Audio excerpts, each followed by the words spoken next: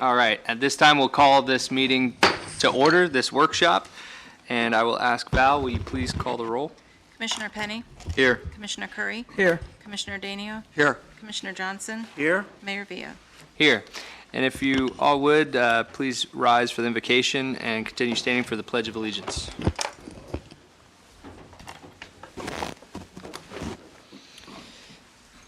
Dear Heavenly Father, we come to you today, dear Lord, to ask for your blessings upon this commission and our city. Dear Lord, help us and guide us in our decisions that we make, and continue to give us blessings here in the city of Holly Hill. In Jesus' name we pray. Amen. I pledge allegiance to the flag of the United States of America and to the republic for which it stands, one nation, under God, indivisible, with liberty and justice for all. Thanks. We've only done it 2,000 I know. All right. This time we will bring up item number 2, which is the road resurfacing discussion. Mr. Forte, you want to kick it off? Yeah, I'm gonna pull up a map on the overhead. And we're working on putting this in the GIS. The GIS is taking just a little bit longer to upload every time they make a change. So this is showing you what the paving has been over the last, call it 5 or 6 years, what streets have been done, and it's color coordinated to the box at the bottom right that you can see there. And last year, if you look, you can see the blue on Flomish and that area of Daytona Avenue that we did on the east end, which is at the top of the chart there. So it gives you kind of an idea of what's happened over the last several years. So typically we try to, if you remember some time ago, Antoine spoke about addressing the roads, and we try to do a mix of roads where we do the ones that are worst off, but those are the ones that are the most expensive. So we try to do the ones that are worst off, but we also try to capture the ones that aren't that bad so that they don't become the worst off, because when you get to that point, you got to start getting into the base and it becomes a lot more expensive. So we try to catch it before it gets to that degree of repair. So we've done a couple of the residential roads. We're proposing for this year to do, let me pull it up real quick.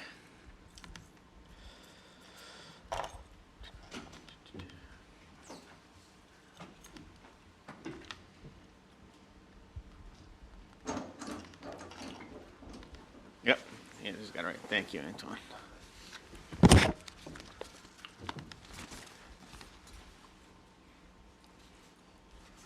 So we had it on the agenda for tonight, but we pushed it off to the next meeting. State Avenue from Walker Street to LPGA, and Carswell Avenue from 10th Street south to Mason, and then 10th Street from Center Avenue to Nova Road. So that's what we're projecting this year. If funds are available, we still have some road on Magnolia between 8th Street and about 700 feet north. Right? Yeah, you can't go south, right? And then 15th Street, Riverside Drive to Moravia. So that's what we're recommending for this year's paving program. We don't have numbers for that yet.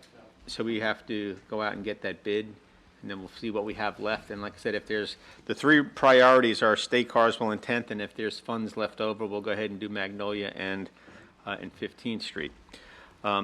We have the plan, the list of roads. You probably got this in the past, but I'll send it back out to you just to take a look at. But I wanted to get your feedback and see if there's anything that you think is a higher priority over what we're recommending, or if you want to see something different.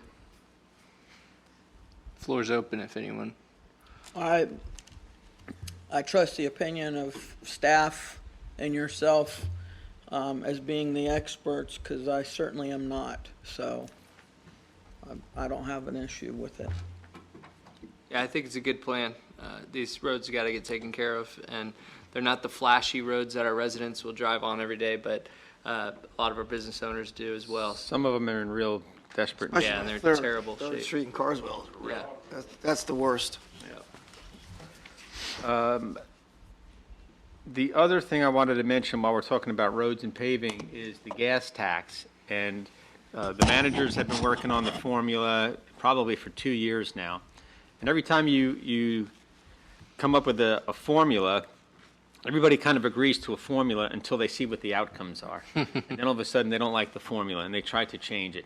And we must have had about 25 different formulas. So the one they settled on, which makes the most sense, is lane miles. How many lane miles each city has, and the formula is based on that. So while our percentage of lane miles increased, our share of the money actually decreased because other cities have more lane miles. So even though our lane miles increased a little bit, our values actually went down. Some cities really took it on the chin with this new formula. Daytona Beach, Ormond Beach specifically took significant reductions. Our reduction is $10,000 over what it was, and I can probably tell you what that number is, maybe. Joe, when's the new formula take place? It's got to go to the county council first, and then it will come back to the cities for approval, and then it'll take effect next year. But they're gonna phase it in over the next 5-year time period. So we'll see a $2,000 difference a year over the next 2 years. So next year it'll be $2,000, the year after it'll be $4,000 from the original base, and so on.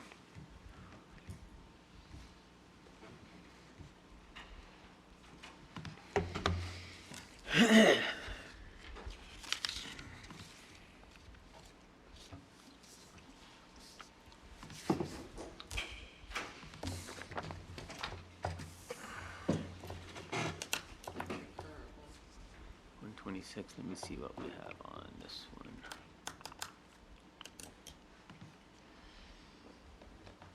What are you looking up, Mr. Forte? I'm looking up what our numbers are. The current Yeah. one? Yeah, I figure while we're talking about it, let me give it to you. Like anybody in these workshops, huh? Yeah, everything. Welcome, welcome. That goes to the general. Oh, so that's all gas tax? Yes. Total. All right, so our total gas tax is $276,466. So we're currently at 1.247% of the revenue. Our lane miles go to 2.802, but when you look at some of the other cities and the increasing and decreasing, we're looking at a 4% reduction. So it's $10,780 in 5 years. In 5 Now years. that's what it will be. So we're going to take roughly a $2,000 hit a year, each year as we move forward. Some of the other cities, for example, Daytona Beach, $252,000. Ormond, Daytona Beach Shores, $261,000 reduction. Ormond is $229,000. Ponce Inlet is $78,000. And then you get other cities that are getting windfalls. DeBerry is $154,000. DeLand, $172,000. Deltona, $119,000. Edgewater, $224,000. So it's a great mix. And it's like I tell people with code enforcement violations, when somebody gets cited and they said, well, I've been doing this for 20 years. Well, you got away with it for 20 years. So the previous formula was in place, and we've been using it for quite some time, and now the formula is changing, and people are saying, but wait, I've been getting this money for so many years. Well, the formula is not right, or at least it was agreed to back then, but it's not what's being agreed to today. So in the next couple of weeks, couple of months, you'll probably see the gas tax agreement come back to you. And Stella just pointed out, that's our total gas tax. So it's not only gas tax that's allocated specifically to paving, it's also gas tax that comes into the general fund. So, all right. So how long is the agreement for, and will it change yearly based on new lane miles? So if someone builds a new street, because for instance, we'll never really be building new streets. I think, and you don't quote me on this, it's in the agreement. I think every 2 years they'll reevaluate the lane miles. But statically, that's what we're looking at. You're not seeing a lot of new roads being built. You'll probably see Williamson as a widening, which will change some lane miles there. But there's not a lot of new roads coming in. New Smyrna's doing a lot of development. Ormond Beach, probably. Daytona, Deltona. Well, West side of the county will get a lot. if it's new construction, if it's development through annexation and roads already exist, that just changes from one jurisdiction to the other. Good point. So Yeah. we're talking about construction of new roads. So, for example, Avalon Park, if that comes to fruition, there'll be new roads in there, so things like that. So private development roads will. No, not private communities. No, those I'm won't. just giving an example of. So new if the development. HOA owns the road, it won't count. Correct. Okay. Yeah, anything that's HOA or private gated communities don't count. Okay. And the county roads are pulled out of those municipalities, Joe? The county has, they get a portion of the formula, and I don't remember what it is, but they get that portion automatically pulled out, and that covers them, and then the balance of that is then distributed amongst the cities. So if we have a county road in our city, that gets deducted from our allocation. So we don't count, for example, LPGA. Gotcha. But we gained Riverside Drive and Cala Grande, much to my opposition, but we took on those two additional roads, which might have been a nice idea at the time, but then we got to pay for the maintenance. So that becomes a maintenance issue for us in the future. Okay. Any questions? All right. Okay, so we're good. So I'll bring back that road paving on our next agenda, All right. and I'll include the future list. Joe, one thing, It's not a future list, that's a previous list. Plus this year, so. so the orange says 21, 22. Is that this whole year and next whole year, or the 21, 20? When you say 21, 22, We're talking the next 2 years? this year, we're gonna do the design, and if we can build it this year, it's fine. If not, we'll be going into. Okay. Yeah, Build what we can this year and build the next year. because the And when you expense, say this year, we're talking October 1 is the end of, yeah, so we're already So- into the second quarter, almost Right. coming into the half-year point. you're not going to see any paving. By the time you design, and some of those roads, like I said, they're in some pretty bad shape, and they're gonna need some base work, and that's gonna be a lot more expensive and a lot more time-consuming. But next year around this time, we'll be planning on new roads, right? Or is that Providing we have enough funding to finish those roads. as long as we fund it? Right. Okay. All right, so the next thing I want to talk about, and Val will pull it up for you, is I sent it out to you, and this was a request that the Martins, Reiner and Julie Martin, had talked to us about some time ago. Even when they first started with Pictona, they always talked about expanding onto Field 4. So they presented kind of an idea that they wanted me to see if there's support from the commission. And this isn't a done deal. This is me coming to you saying, you know, the Martins want to do this. Do you want to take it into consideration? Do you want to give me direction to move forward to negotiate with the Martins to have the same type of development deal? Val, I don't know if it's on this, but there's a drawing. Okay, so that's kind of a rough idea. If you look to the right, that is, actually, if you look to the bottom, that's 10th Street. If you look to the left, that's the road that comes in off of 10th Street that wraps around. So their idea right now is to construct another 24 pickleball courts and a championship court. And what they would be using that for would be to not have to use pickleball, the current facility, for things like training and education and bringing students in and allowing that to be for the members and opening this up for those trainings, for those educations, you know, training referees and line judges and all those kind of things. And then also for tournaments. So we hosted one tournament already. We have another tournament, I say we, they have another tournament coming up in April that will fit on the current field. So these tournaments, these national and in April international tournaments, can use additional courts. They went well over midnight the last time they did the tournament, and they'll probably end up doing that now to get all the plays in that they need to. So the purpose of this would be to have enough courts for those national and international tournaments, but also for local and regional tournaments where you don't need the whole thing. So they'll leave current Pictona available for the members and host tournaments on these courts. And when I say by local and regional, within this general area, within the state of Florida, within the southeast United States. Those would be local and regional tournaments that they would bring in, and that would bring people into the area.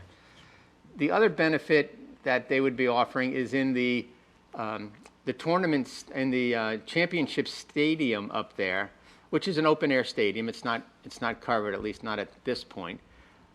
There's another building that's to the left that's got restrooms, a little storage area, and then a concession area that you would typically see at any other sporting facility where they're selling hamburgers and hot dogs and chips and soda during an event. That area, as you can see, he's got listed on there maybe 1,500 seating. What he's talking about is around each of these pickleball courts, there would be your typical bleachers, thank you. Typical bleachers that when you have a tournament going on and a championship game, the bleachers would be pulled in around that championship court so that they could watch those games play there. And then when that's over, the bleachers would then go back to the individual courts. A benefit that he recommended was, and they're not here tonight intentionally because they're not here to present anything. They're here for me to present a concept to you to see if we're going to enter into that discussion. So the other thought is that this would be a location for local performances that the city would put on. Music in the park, any other kind of entertainment. We can bring the bleachers around if we have a band playing. You can bring in full bleachers, half the bleachers, whatever it may be. You don't want to be on the court itself because that puts divots and dents in there. But you would be able to surround the court and the performance would be on the court. You'd play, put some kind of a barrier down plywood or something that a band would set up on. So that's kind of their concept. So the far left, that's an area that's currently got a lot of oak trees in there. And they're thinking that would be a place where RVs could park. And it's undetermined right now as to whether they would be self-sustained RV parking or if it would be parking that would have facilities, electric, water, and sewer. Joe, which direction is east? I'm trying to figure out. East is to the left. To the left? I'm sorry, east is to the right. To the right. To the right. Yeah, Okay, all right. 10th Street is at the bottom. Okay, I got it now. Okay. Thank you. So you're facing, north is going north. And the idea behind the RV parking is not necessarily for the tournaments, but they have a lot of requests for people that travel the country in RVs and they want to park someplace, and they go and they play pickleball for a week or so, and they stay in their RV. So they're thinking about that. So two of the challenges with this conceptual plan, one is the required stormwater, because it needs to have stormwater, and the other is parking. And I spoke to Brian, and for this facility, they would need 50 parking spaces. They already have an excess of 14 or 18 parking spaces, so they'd need 32 or 36 additional parking spaces. And as it sits right now, there's no place to put it. So they may have to lose some courts in order to accommodate for parking. Their thoughts for financing is they're thinking it's going to cost about $2 million. They're thinking about putting in $1.2 million with this $1.4 million, with the city putting in $200,000 and then applying for an ECHO grant for $400,000. I got a call from Teresa Brooks today, who helped us with our ECHO grant the last time, and she told me that the ECHO Advisory Board is making a recommendation to the County Council to increase the regular ECHO grant from $400,000 to $600,000, but then they're also looking to make a change to the exceptional grant at $1 million on a 50-50 match, where before it's actually a 4-to-1 match, with the jurisdiction paying 4 times what Echo would pay. So that's a significant increase on the Echo. Now, the county council hasn't taken that up yet. It's been headed toward their agenda, but it's been pushed off a couple of times, so I'm not quite sure what the flavor of the county council is going to be on that. Does the donation from the Martins count as the jurisdiction, us paying it? We are the jurisdiction. So only our 200 grand in this scenario? No. Okay, so it'd be the full 1.6. Right. Now, we had talked about doing a full grant. There's challenges to that exceptional grant. First of all, you have to rank number 1 or 2 out of all the applications that come in. Our last pickleball project ranked number 1, so that was very successful. So the next project may or may not rank number 1. So what they recommend you do is you put in corresponding applications, one as an exceptional and one not, so that if you don't get funded on the exceptional, you've got an application sitting there for the regular. So that's how they recommend moving forward with that. So the point, and now the other question is, what if we don't get the Echo funds? Who makes up that difference? Does the city make up that $400,000? Do the Martins make up that $400,000? Do we split that? Unknown right now, unknown. So the point of tonight is just to see what the commission, what their feeling is on this. Where do they want us? Where do they want me to go? Do you want me to enter into this negotiations with them? Mayor, you and I talked about being almost overly transparent about it, making sure the community is aware that the conversations are taking place.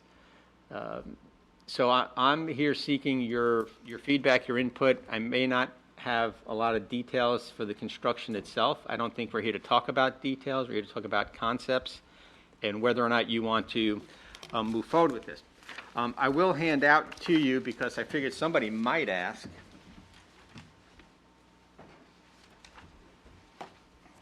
This is a list of the usage on Field 4 over the past couple years back to 2015. I came back in 2014. And what we've had playing on Field 4 for a couple of years, we had the Daytona Wave Runners female tackle football team, and they rented the field at the current rate, but there were many years that they didn't pay, and it took us quite a while to get the revenues back. I'm not even sure if they are up to date currently. We've also had, then starting in 2016, I worked with Billy Sparks with Sting Baseball, if you remember, and that was a travel team that wanted to use our fields for practice. So once Billy's son moved up to the next division, he kind of backed out, and they weren't paying anything. They were doing the maintenance on the field in exchange for its use. After that, we had Tough Baseball, which was Vinnie Gantz. And the same thing with Vinnie. He was doing the maintenance on the field and wasn't paying any rent for it. And he tried to generate some teams. He tried to do some lessons and instructions. He even offered free instructions to Holly Hill residents, and that never seemed to take off. He did play host to a couple of tournaments. Those tournaments were coordinated with outside leagues. We just happened to host them there. Again, there was no revenue generated from that. Vinny works for one of the schools. He's a teacher, and I think it might even be Father Lopez now.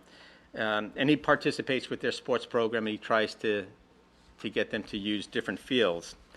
And then recently we've had, I think one of the men's softball groups is using the field. And then I have a pastor who's working with some youth for football, and they're paying the regular rate. And last year I signed up with the Daytona Cowboys youth football, and they're intending to use the fields again this year, April to November. So that's been the extent of usage on Field 4. I figured you might be interested in knowing what kind of usage there's been. So I'll leave it open for discussion, see what you want to do or how you want to move forward, if at all? So currently, you have the new football team, Daytona Cowboys. Daytona Practicing. Cowboys, I had them last year, and I'll have them this year. They typically want to go from April to November, and that's including their playoff time. I have another pastor that's running a football program from now until April, and I don't know much about them other than I just know that they've rented the field. And then I understand that there's a men's softball group that's playing, and that might actually be somebody. That's not your guys. No. It might actually be somebody out of Bob Space Racers. Really? That's Allen. Yeah, they play on there on the weekends. I don't think they reserve it, they just So it's show up not, and hit balls. not necessarily reserved. Yeah. So most of this usage has been for people outside of Holly Hill residency. It's Daytona Wave Runners female football team. We're not necessarily residents. Sting Baseball, because out of South Daytona. Tough Baseball, it's kind of from all over the place. And now the Daytona Cowboys, they might have a couple of kids that are from the Holly Hill area, but the majority of their kids are not necessarily. Do our public works take care of the field right now? No, fortunately, minimally, I should say. When I make the deals with these folks, the baseball folks, Billy and Vinny, the agreement was, I'm not going to charge you a fee If you take care if of you the field. take care of it. So they mowed it. Vinny really did a great job maintaining it. His family owns Big League Landscaping, and he did a great job of getting the fields in nice shape at one point. They've kind of fallen back down because he's not using it or maintaining it. I do get a full value rent from Daytona Cowboys. They were playing over at the Derbyshire Field, and I guess that's under renovation. So they came here, so we get a regular rate for them for both daytime and nighttime using the lights. What's full value, Joe? I don't remember. It's minimal, right? I mean, Yeah, I mean, the reason this field is somewhat attractive is because we have a fairly inexpensive rate. Our rate for the lights probably doesn't pay for the electric cost. That's the adopted rate. And the reason it stayed low is because it hasn't gotten much use. So right now it's getting a little bit of use because we've been accommodating some folks. Okay. All right. Well, and we can just have an open discussion about this. If we start stepping on each other's toes, I'll just rein it in. But a couple notes that I have on it, and we're still in idea stage. Is when looking at this, and Joe and I have talked about this, parking I feel is going to be at a premium, and right now initially I hesitate actually with the RV parking.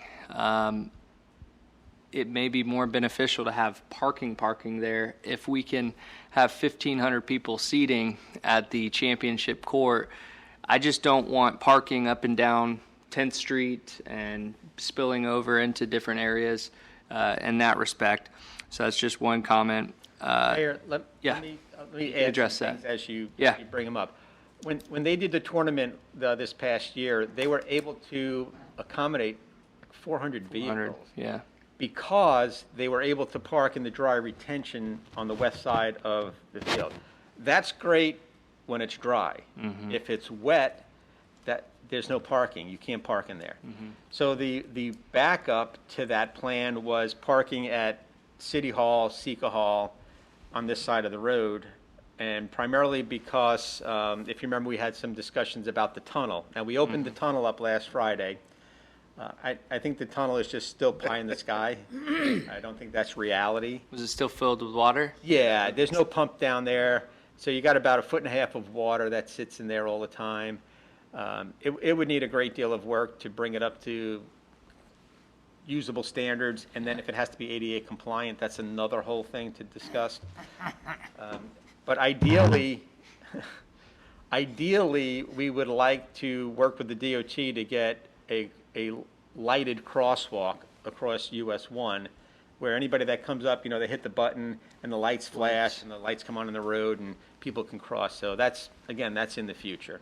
So I just want to let you know that If it's dry, parking for a tournament can be accommodated. It's the regular parking, the extra 32 parking spaces that they have to find. And a couple other things. You did talk about, public input. I really want to make sure we get the word out as best as we can, that when we are going through this process, and invite the people in, because there was so much misinformation, wrong information that's still actually out in a lot of the community about what the project is, what it does, and especially about the baseball program. Because when people come to me and they say, well, you took away baseball from kids, I say, well, did you know that before that we hadn't had a baseball program for kids in 12 years? Oh, I didn't know that. So, when I grew up, there was thousands of kids playing there, and we all remember those days. But those days were no longer. So those fields weren't getting used. We all know the facts here. But the point is that there's an emotional connection to all of Hollyland Park for the vast majority of our citizens, and even people outside of our city who played here. And when people check out Pictona, and when they learn all of the facts behind it, and the money that was donated to build it, and the way that everything happened, they end up going, wow, that's a really great project. That usually doesn't happen in government. People right away are distrusting of government at every level, and maybe rightfully so on some levels.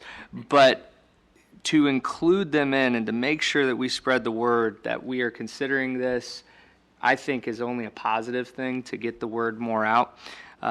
That's happening. So I want that to be a part of this process, even though we did try the last time. It's not like we tried to do it quickly or anything like that. We let people know when our meetings are, what was happening.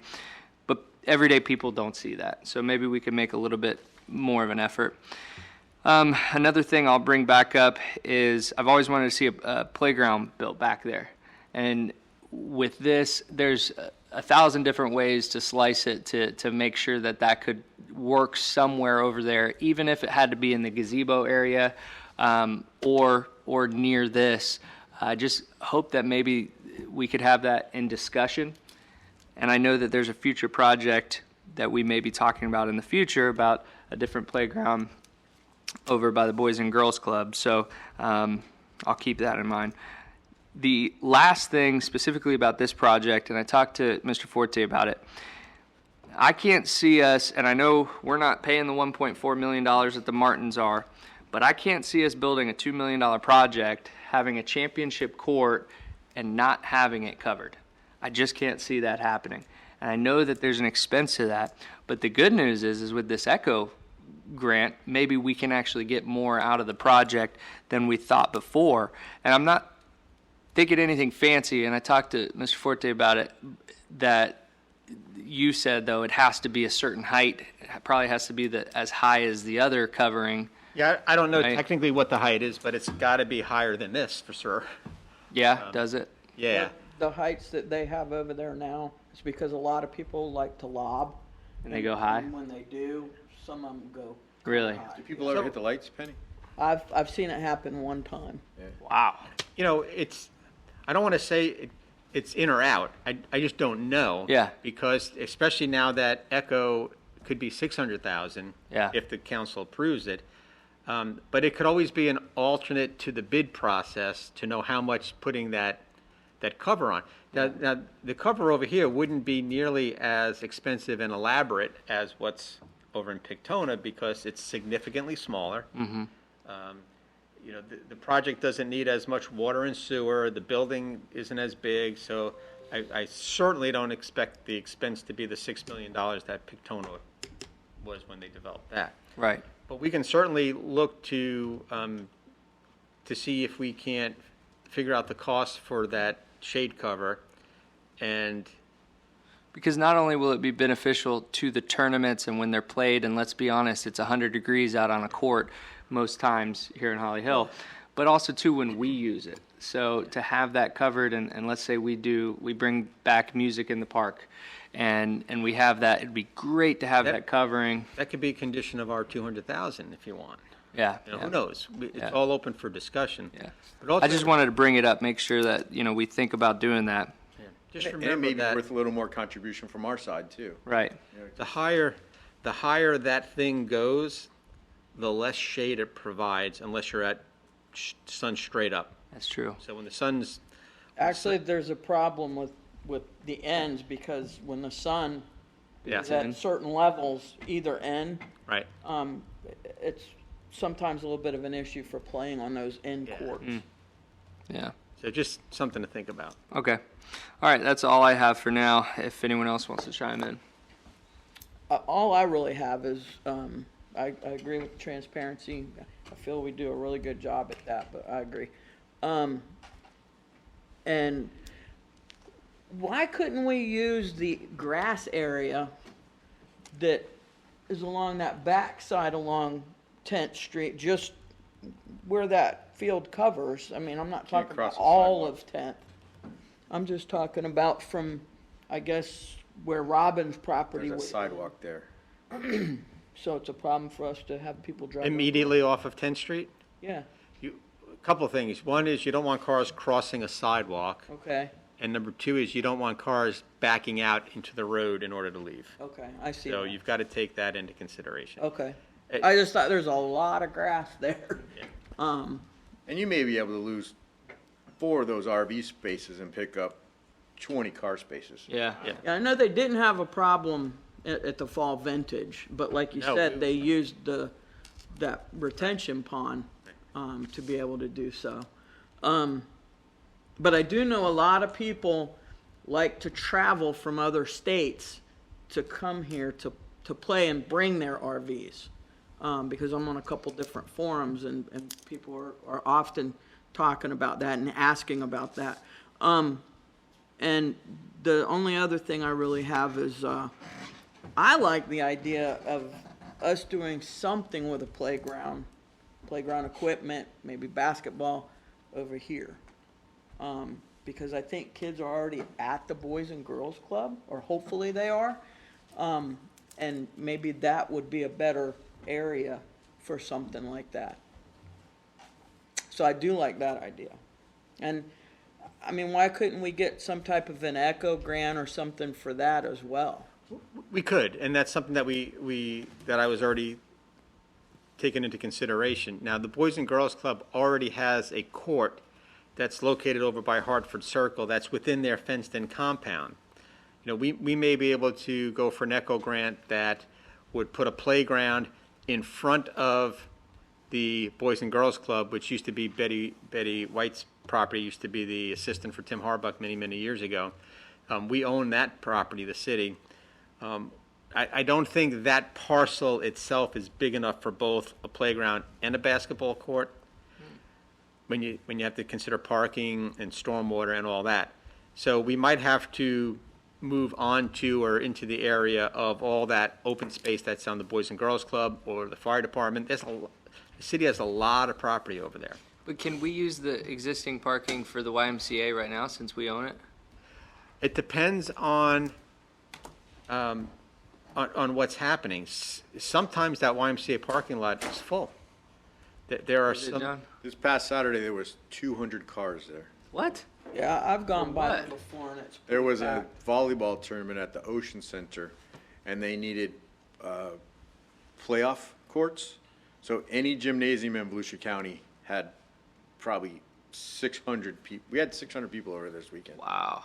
So I'd like to explore off of Hartford, where the cul-de-sac Yeah. is there, where they have a court that maybe it remains fenced, but we have it accessible to the public to go in there and have parking off of Hartford. Now, the question is going to come up of there are a half a dozen homes on Hartford. Are they going to want a bunch of guys and ladies coming there maybe in the evenings playing basketball? There's cars on the street. We have to take all that into consideration to see what impact that has. Do we want to use that court and just make it better? Do we want to create a different court? We need to look at all of that. But I don't know if I don't think we would do that this year. we have to budget it. It has to be a budgeted project in the CRA. We have to go through the ECHO grant process. ECHO didn't assess a millage this year because it was too late when the referendum went through, so there's no new monies coming in this year. There's plenty of money there. So they haven't even set out the application calendar yet. So I have a. Can you only do one echo, or can you do can do multiple projects in a We're year? gonna do multiple projects. You can do That's what multiple. my next question is gonna be. Oh, yeah. New Smyrna Beach last year had 2 or 3 projects. Okay. And I think we're sitting in a good seat because if you ever went to those ECHO board meetings, some of the complaints the advisory board members have is, well, these projects takes forever. Yeah. Well, our project's done. Yeah. It was. You know, less than a year from the award of the ECHO grant, the project's done and we're filing for final payments. You got projects that have been sitting out there for years. So our boat launch project was done expeditiously. This project was done. So we have a reputation of completing our projects. And the racing and rec grant. Another we should go after opportunity. that as Yep. well. So, but getting back to this, speaking of RVs, is it possible, could we have RVs at Centennial Park going back and around? Is there enough room? There's really not. That's kind of a berm area, enough for a vehicle to go down for maintenance purposes, but these RVs are 35 and 40 feet long. So Yeah. there's no place to go in and turn around and Pull pull in out and turn, and park, yeah. and the facilities, and Okay. so I would say off the top of my head, I would say no. Okay. Good thought. It's a good thought. We looked at it. Okay. Any other input from this side? I think, we talk about changing our reputation and changing our image, and I think Pictona is doing that now. And as I understand it, if this expansion were to take place, it would be the 3rd largest facility in the country. I think that's That's phenomenal. big.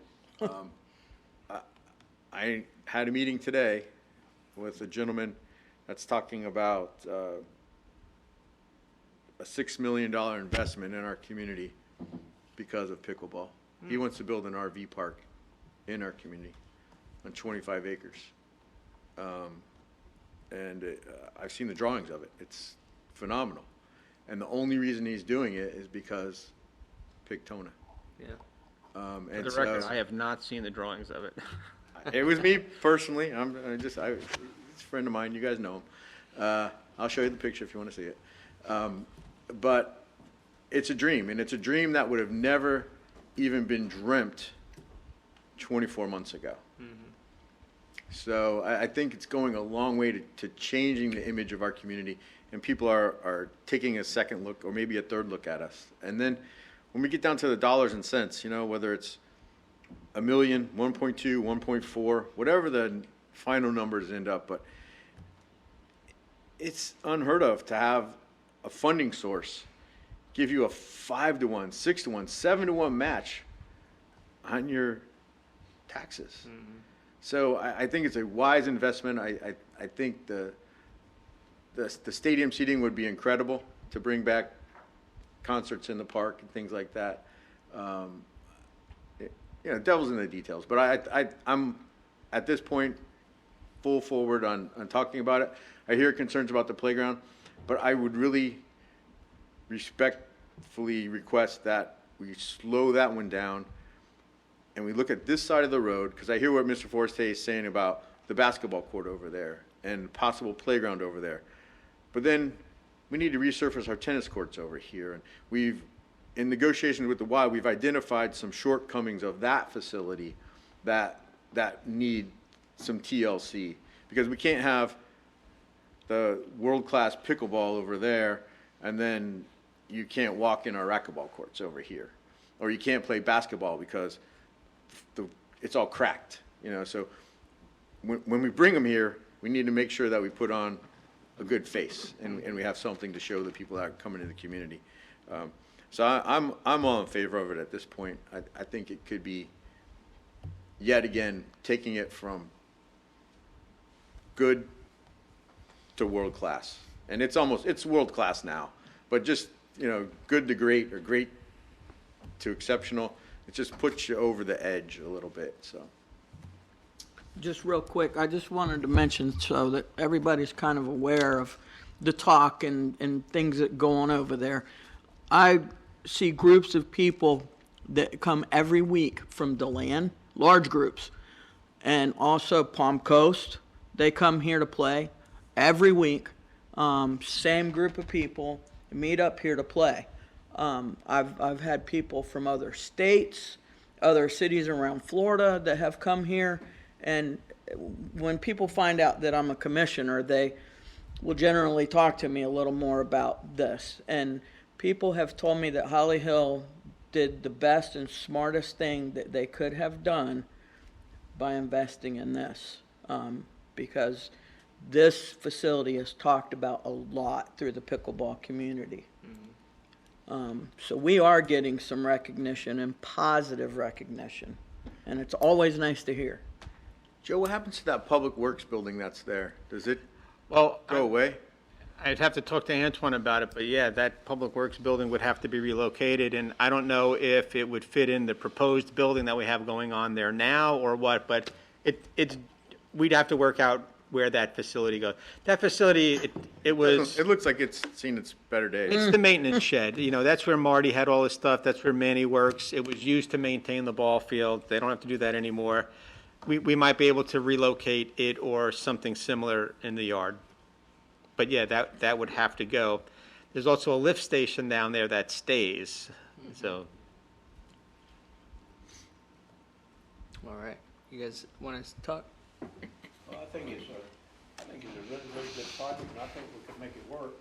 I think the biggest, a big controversy we have is some people don't want to give up that other ball field, so it'll be like the people talk about only football, or they want to play baseball or something, they're gonna be a bit upset about it, but, and I really think we need the RV park, and we need to concentrate on that, because a lot of people come to these tournaments and all, they wanna come in RV, they wanna have convenience to do it and all. Even if we could work out the RV parking back there by the railroad track, and maybe work out move it offset the car parking, maybe work something out with Robin Hammer or a different location, or maybe the cars, some of them could park in Centennial Park, but RVs can't, let it be cars parking. But I don't think we need to give up the RV parking, because I think that's a big plus for a lot of people that come to the tournaments. And like when we go to Speedway this week, they're just completely full of RVs. That's what people, even the drivers and the crews and everybody just have the RVs brought down and fly down and live in them. Mm-hmm. It's so many things, there's so many different ways you have to think out of the box, look at it at different angles. But the Centennial Park is a good spot, and some things can be done in it to maybe they could park a lot of cars in it. I don't know what it would take for land development or anything, but I think we should concentrate on doing the RV parking if we can by the railroad. I really do. That's just my opinion on it. Daniel? I think we're all in agreement that the Martins have proved themselves worthy of standing behind their promises and delivering. And, I mean, you're always going to get, naysayers, but we've been transparent the whole ride, and I think as long as we keep going in that, in that direction and the way we have, and I think it's a win-win for everybody. Mm-hmm. Mr. Mayor, Yeah. one thing about, we advertise the meetings and people don't pay attention to it, but we may be able to leverage a relationship with Clayton Park and the News Journal. He's done a lot of press on that, and hey, Yeah. phase Get it out 2 more. coming, Yeah. and then advertise the meetings that way. And stuff. Right, yeah. And a discussion happening, Right. next Tuesday at 6:00. That's a good thought. All right, it seems like, Do you want me to do that? Do you want me to make mention to Clayton and yeah, say? I think the more the merrier. I mean, I think it's pretty obvious that we all agree here that we need to take the next step forward and start discussions and So for the sake of transparency, would it be a good idea for me to do a resolution or something where you're authorizing me to enter into negotiations with the Martins, and that's just another public meeting for people to speak about? want Because us right to now, make this is not, You want us to make a motion at our regular meeting at the end that we Well, not tonight. Oh, you're saying advertise the next meeting? Yeah, if we do it tonight, people are going to say, oh, you made a decision without the public Okay. aware. So I'm saying. That's actually a good idea, that it we on an authorize agenda. just to go into, yeah. Right. I don't want to come Contract back in talks. 3 months with an agreement and people go, what happened? Right. So yeah. maybe if we put something on the next agenda where you're giving me formal direction to go down this road. And then that's newsworthy and it'll get out to more Right. citizens. I like that Right. idea. Is anyone against that? All right. Yeah. Another that's- opportunity for that's- transparency. That's the next step. Is there anything you want to add before we have about 10 minutes before our meeting do. starts? Stormwater? You can come up to the lectern. Antoine Coury, Public Works. I'd like some direction from you to, on what you want to see on the stormwater discussions.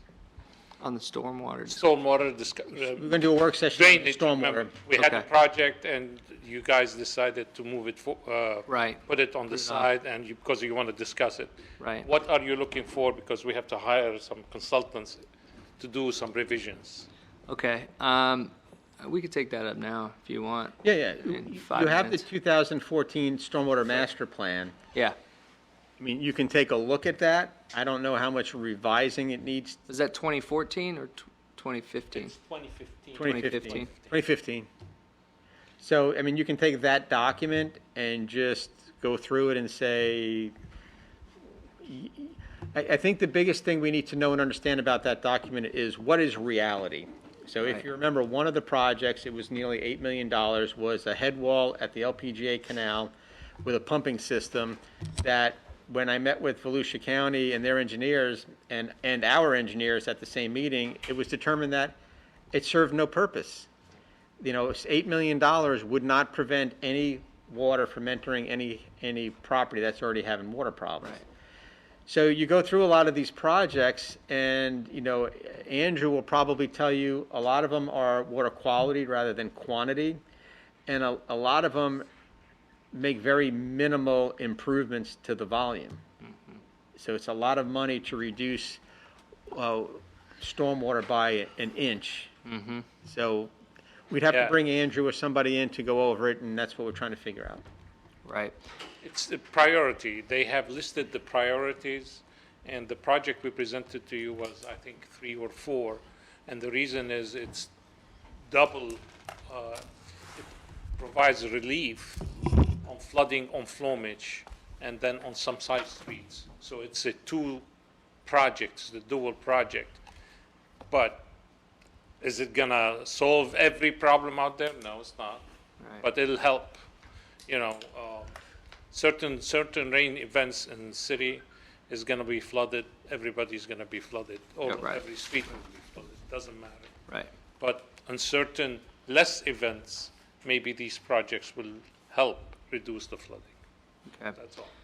I do want to go over that more with you before I tell you the direction that I want to head. That's fine, I just wanna have an idea of what you guys wanna hear. We'll have Okay. a meeting, I'll pull Antoine in. Okay. Yeah. We'll do that. And the last thing I want to mention, Mayor, is the property at 8th and Ridgewood. You know, we talked about the easement that the city Oh, yeah. needs there. And we sent the letter off to the owner, and the owner wrote back and offered a couple of ideas. One was to trade his property for the property the city owns at 6th Street and Ridgewood Avenue. His property was appraised at 135, ours was appraised at over 400.